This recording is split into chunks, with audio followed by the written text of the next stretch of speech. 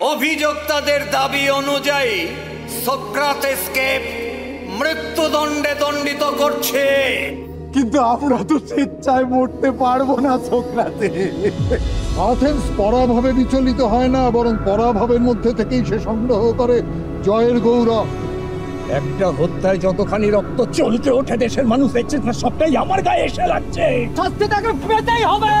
তবু মানুষের বিরুদ্ধে আমি দাঁড়াবো, আর আমি জানি কোন মানুষের বিরুদ্ধে দাঁড়াতে হয়। চিরকাল যখনই বুকের মধ্যে বেজে ওঠে অশুভ টঙ্কার, কেন আসে ভয়ের ডানায় ভেসে প্রিয়তম স্বপ্ন আমার।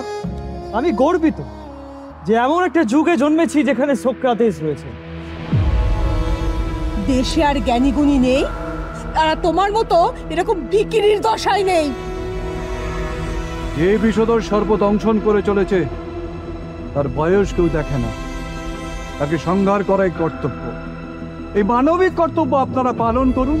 অন্যায় ভাবে ওরা তোমাকে মেরে ফেলতে চাইছে, আমরা তো হতে দেব কেন?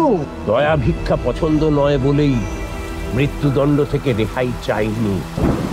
নইলে আমার মৃত্যুর পর আরেকজন মানুষ কি করে বলবে মানুষকে বটপড়ের মতো মেরে ফেলা সহজ, কিন্তু বশে আনা কঠিন।